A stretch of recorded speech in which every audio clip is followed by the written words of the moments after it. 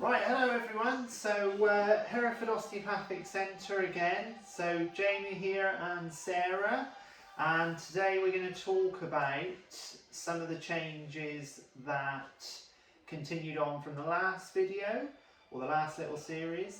And I'll let Sarah take it away. Do you want to talk about your Okie dokie. experiences?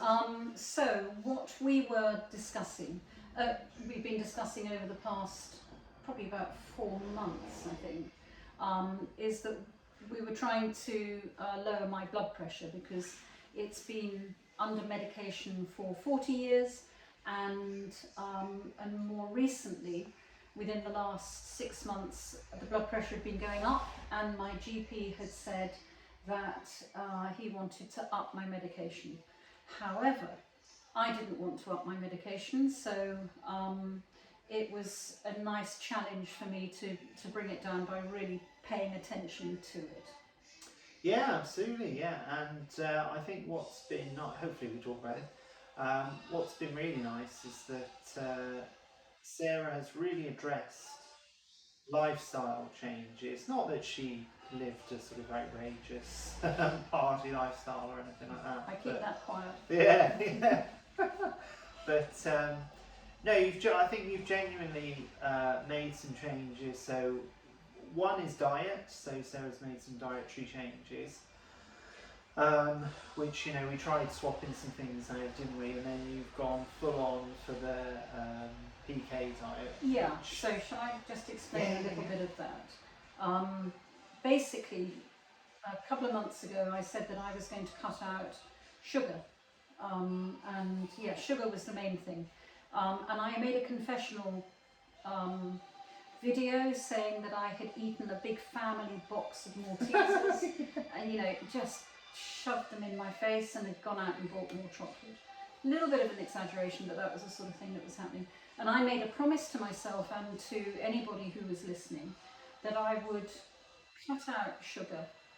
So cut out sweets and biscuits and all those sort of rubbishy things that I was eating far too much of. And added to which that I was gaining weight, which I was really very unhappy about. Yeah. And I made a promise that I would donate them to the clinic, to Jamie, poor Jamie, to upset his diet. So I put those away on. Yes. And then I would walk more, and I would go into our gym and work on the treadmill, and report back.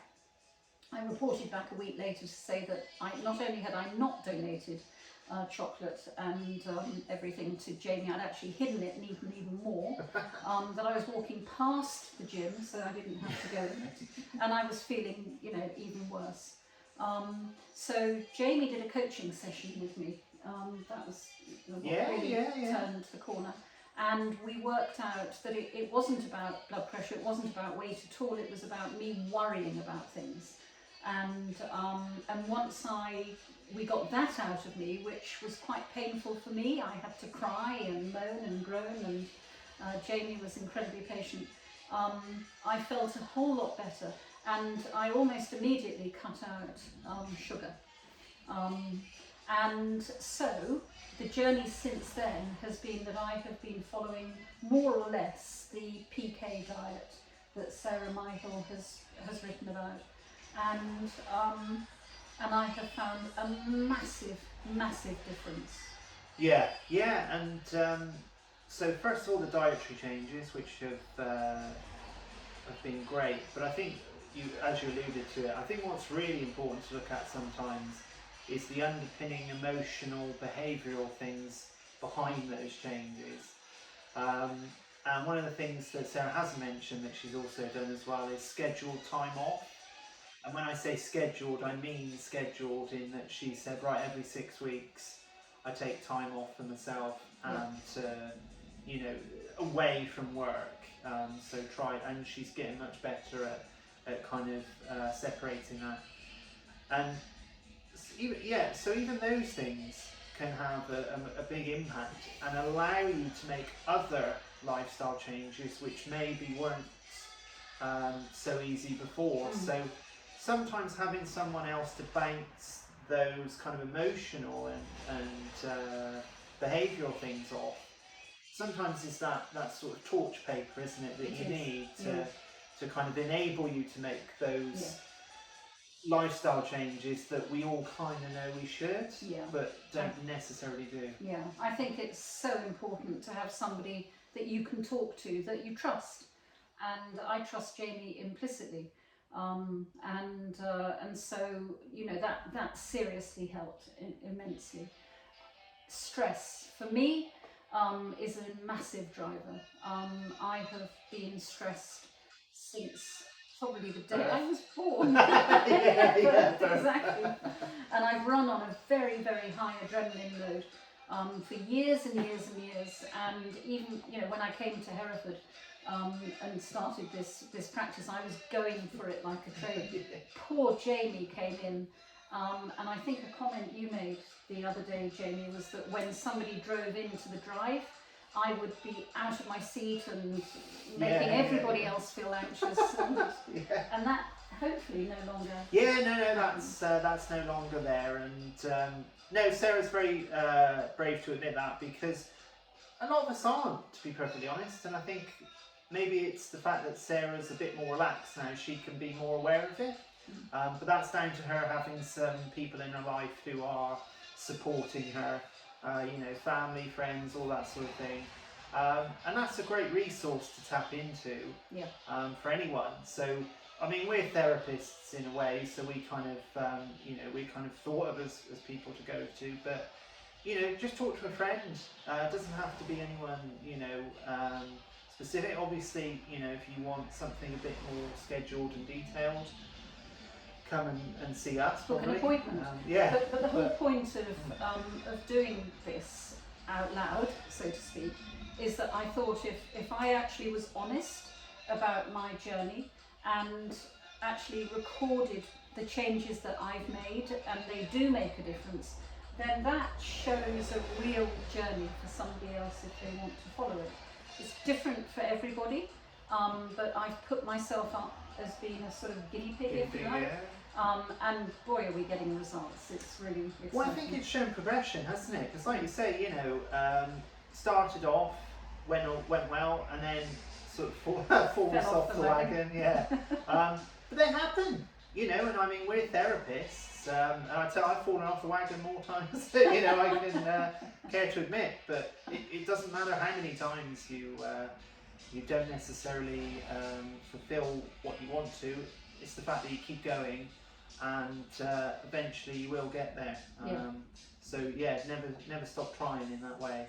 So my blood pressure readings, just for the record, over the past, is it 2 weeks that I've been measuring my blood pressure? Sporadically before that as well. Yeah, it was sporadic before that, so I'm not. So my bad blood pressure was, it was about 188. 185, 188, which is the top figure, the systolic, and the bottom figure, the diastolic, was that's the wrong way around, isn't it? So it was 140 to 160 over 85 to 88.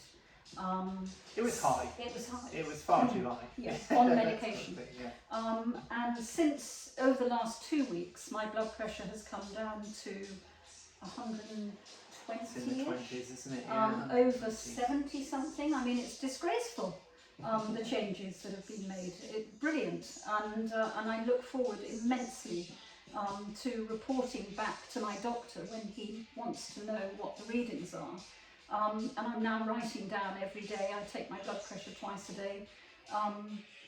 What the results are, and I'll be fascinated to see what his reaction is, because after 2 or 3 months of this, I would hope that I could actually come off some of that blood pressure medication, or at least come off statins. Yeah, that's the goal, isn't it? Hopefully. Yeah. So but I think again, Sarah's been very brave to show herself as kind of and the changes that she wants to make. So just to kind of summarise, remember, Sarah has made lifestyle changes, but she's made sure she's got a support group in place. And she's looked at her whole self, emotionally, physically, Nutritionally, yes. You know, and address all of those in a way. So although we kind of throw away these lines about maybe you should drink more water and things like that, there's a whole world around it that you know, that you need to look at to make those changes. And I think we need to realise a little bit more that it's not that simple, and that we're very complicated. Yeah, and you And we don't should be open to necessarily see changes overnight. It's all about putting things in place and giving it time. I think expecting an instant result is going to be too much of a disappointment. Yeah, and that's something I forgot as well. Yeah, Sarah's recorded everything, so everything's recorded. So then you can see, you can look back in your journal and go, okay, well I've tried this, doesn't seem to be working. Let's change it, or let's add something else. Or I actually haven't followed this. Why haven't I followed it? Yeah. And then those are the really good kind of questions that you get, but only if you record it. Yeah. Otherwise, you just say, "Oh, it hasn't worked." And I think I'll wrap up by saying that I think at some stage we'll have Jamie as the guinea pig. Yeah. I think that's we should probably air that at probably 9:30 or something after the watershed. Anyway, it was a really good table talk, I think. Lovely, yeah, perfect. Thanks very much. Thanks everyone. Bye.